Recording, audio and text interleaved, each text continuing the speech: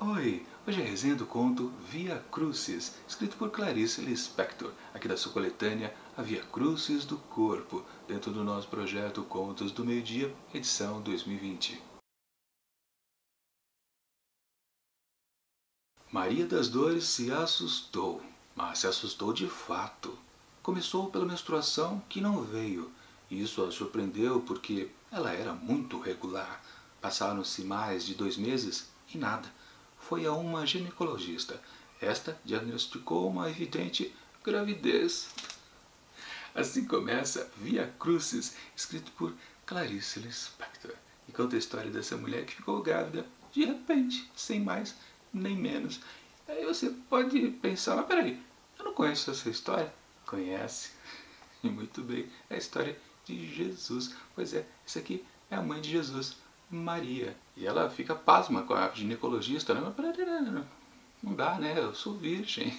Na verdade, ela é casada com um homem, não dá para entender direito, mas parece que ele é um pouco mais velho e parece que também não está dando no couro. Enfim, não tinha como ela ficar grávida. A ginecologista não entende nada, mas a questão é que sim, ela vai ter um filho daqui a alguns meses.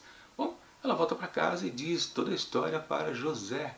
E José olha para ela e fala, quer dizer que eu sou São José? Ela responde, é. Bom, esse é o contexto inicial aqui dessa história. Bom, o final dessa história você já sabe, né? O filho de Maria e José chama-se Jesus. Quer dizer, nessa história acho que não, né? Porque Maria fica preocupada. Ela diz, não, se eu der o nome de Jesus ao meu filho, ele vai sofrer que nem o Jesus. Talvez seja melhor mudar de nome. Bom, na verdade, a decisão dela eu não vou dizer, porque senão estraga a experiência de quem ainda pretende ler este conto. Minha avaliação do texto. Pois é, essa aqui é a terceira e última história daquelas em que o editor da Clarice Lispector deu uma ideia para ela desenvolver. E sempre vale lembrar, né? Dizia ele que todas as histórias que ele estava relatando, né, como mote de um novo conto, eram tudo verdadeiro, né? Ele ouviu que realmente aconteceu. Aquelas coisas de boatos, provavelmente, né? O disse-me-disse por aí. Enfim, o que vale é que no final das contas, Clarice desenvolveu as 3 histórias. Já vimos as 2 anteriores e agora estamos na última, que literalmente é a mais fraquinha. É óbvio que a gente pode perceber aqui que temos apenas um reconto daquela história super clássica, a história de Jesus. Coisa mais manjada não há, né? Que o estado de Maria é uma evidência de um Espírito Santo que veio até ela. Ou algo parecido. Na verdade, não sei definir exatamente, porque eu não sou religioso, né? Não sei em que termos que se coloca exatamente essas questões da maternidade de Maria, já que José realmente só ficava olhando. Enfim, o que vale é que Jesus nasce e, claro, nós sabemos qual é o fim do menino Jesus. Literalmente, é isso que, aliás, no título aqui da obra, né? Via Crucis, temos a questão que faz com que essa personagem, Maria das Dores, fique preocupada com seu filho, inclusive por causa disso, né, que ela pensa em dar um outro nome para ele. Não vou dizer aqui qual que ela escolhe. Se você for procurar o nome, provavelmente você vai cair talvez em alguma questão parecida com a de Jesus. Não tenho dúvida disso. Confesso que eu não fui procurar. Uma preguiça minha, mas também não adiantaria eu ter procurado e depois não poder dizer para vocês, porque viraria de novo o tal do spoiler. Não quis saber exatamente qual é o novo nome que ela escolhe para o que seria considerado um segundo Jesus, vai atrapalhar ou não a experiência de leitura. Pelo contrário, para falar a verdade, né? A gente vai ver mais do mesmo. Aliás, depois dessa parte, que é até onde eu cheguei, né? A história ganha até um contexto um pouquinho forçado, quase uma fantasia, uma farsa talvez, quem sabe, porque literalmente aí Maria cai em umas outras questões. Ela quer, tipo, reproduzir o nascimento de Jesus. Ele nasceu na manjedoura. Bom, onde é que ela vai ter uma manjedoura aqui na cidade? Ah, sempre vai lembrar, né? Essa história aqui se passa em tempo presente. Claro, lá na época que foi escrita, né? Em 1974, por aí, mais ou menos. Ou seja, estamos numa cidade grande, um contexto contemporâneo. Não temos a questão de termos uma manjedoura por perto. Bom, ela arranja uma solução através de uma família que mora no interior. Para lá ela se dirige. E, bom, aí, de novo, como eu disse, temos a questão de um pouco fantasiosa, um pouquinho exagerada. No começo da história, primeira página, a gente pode considerar que temos essa maluquice, claro, maluquice que eu digo em termos, se a gente for analisar o contexto, né? Como é que a mulher fica grávida sem ser, o que eu quero dizer que vocês entendem. Bom, o que vale é que, tirando esse contexto inicial, que pode ser real, mas absurdo ao mesmo tempo, né? Teríamos que fazer uma investigação, coisa e tal, mas depois essa historinha aqui cai realmente num certo exagero, uma certa coisa, um tom farsesco, com certeza. E ao mesmo tempo que muitos leitores podem considerar isso até interessante, essa pequena variação de tom da história, não que, né, logo de cara nessa frase que José pergunta, quer dizer que eu sou São José, não deixa de ter graça também. Mas, no fundo, essa primeira parte ainda é um contexto um pouco mais certo. Depois descamba um pouco para uma graça. E em seguida ainda temos o final que é completamente um pouquinho aberto. Na verdade, você, quando chega no final do texto, claro, você já está mais que sabendo que isso aqui é uma espécie de versão, uma releitura da história do menino Jesus e acaba por aí, porque literalmente a gente não vê ele crescer. Bom, um spoiler que eu posso dar, né? Ele apenas nasce e fica o suspense.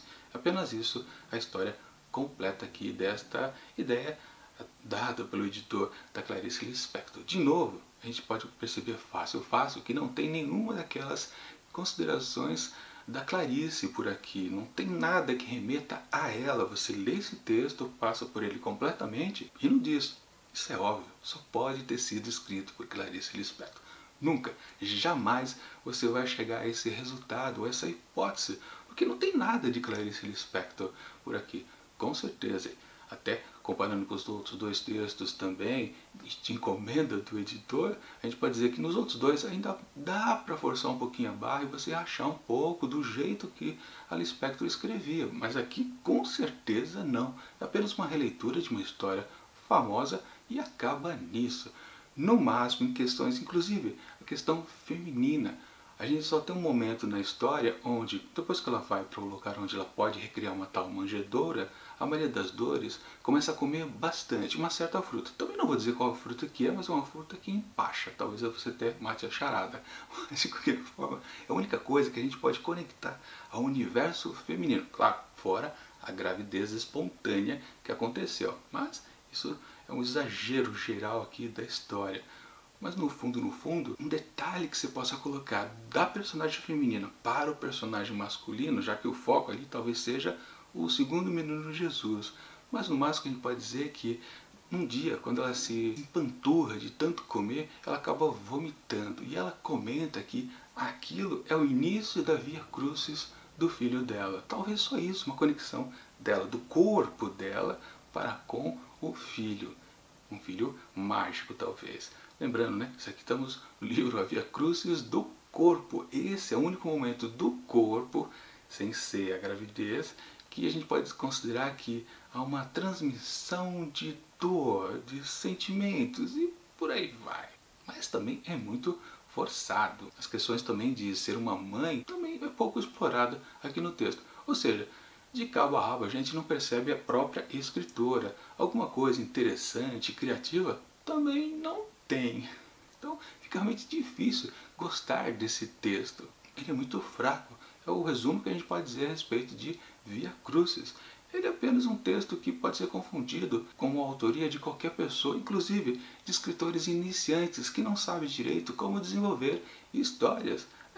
Chega a esse ponto também de tão fraquinho que é o contexto aqui desta narrativa. Sim, ao menos você pode dizer que ele é engraçadinho em certos momentos, você consegue rir, mas ao mesmo tempo que se você começa a ser crítico a respeito disso, quando percebe que isso aqui é uma releitura, você pode ficar completamente desgostoso do texto, com certeza. Também é outra coisa que a gente não consegue evitar. Talvez tenha sido o meu caso. Mas claro, outros leitores podem começar a ler e perceber, a história de Jesus recontada. Poxa, que divertido, há uma certa graça aqui e acolá. Ok, gostei desse texto, muito bem sacado. Realmente, talvez seja uma questão da interpretação de cada novo leitor para com o texto. E por aí vai. Bom, só posso reforçar, este leitor aqui não gostou, achou que foi perda de tempo, inclusive, porque realmente não diz nada a respeito de Clarice Lispector. Vale lembrar, né, que poucas vezes eu achei os textos da Clarice fracos, porque eu sempre digo, ela deve ter lapidado muito tudo o que ela escreveu. Eu acredito que ela não deva ser aquele tipo de escritor que escreve de primeira e quase não revisa mais o que ela escreve. faz um parágrafo às vezes grande, bem denso, e poucas coisas ela vai retocando. Eu acho que ela é por aí. Talvez quando eu ler a biografia dela eu possa ter mais informações a respeito disso. Ou seja, é difícil para ela, uma pessoa, uma autora, realmente, que a gente pode dizer que é uma autora que sabe trabalhar aquilo que ela quer desenvolver, de fazer histórias fracas. Isso foi um acaso, aqui e acolá. E eu estou dizendo isso porque depois de tantos contos que já vimos da escritora, agora eu perdi a conta de quanto que é. Acho que estamos na casa do número 70 mais ou menos, já lidos do que ela escreveu. Ou seja, pouquíssimas vezes eu atribuí uma nota baixa para um texto dela, somente naqueles que eram completamente fechados, herméticos, que realmente não dava para entender a que ponto exato ela queria chegar, fora da enrolação, fora daquela espiral temática, procurando subtemas e tudo mais.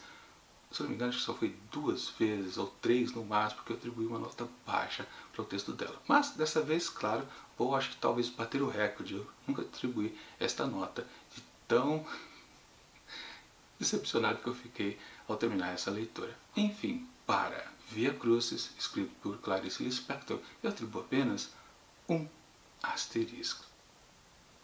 Mas fica agora a curiosidade para os próximos textos aqui de A Via Crucis do Corpo, porque os demais contos presentes são todos de sua autoria, não são mais aqueles textos encomendados pelo seu editor. Ou seja, a temática ainda será presente. O corpo feminino, aquela ousadia, né, daquela época que nos anos 70, né, ofuscou bastante, né, a credibilidade da autora, né, de ir para temas mais espinhosos, sexuais, que eu quero dizer, né. Vamos ver o quanto que ela chega para falar a verdade, vamos ver se na verdade, se no fundo são apenas questões um pouquinho acima do tom, mas não tem nada demais, pelo menos hoje em dia. Vamos conferir isso. Mas os textos restantes aqui ainda prometem, porque aí sim teremos a base constante, já conhecida da autora. Textos de Clarice Lispector 100%. Mas, enquanto esses próximos textos não chegam, eu deixo aqui do lado dicas de outras resenhas que já aconteceram aqui dentro do projeto Contos do Meio Dia, edição 2020. E tchau!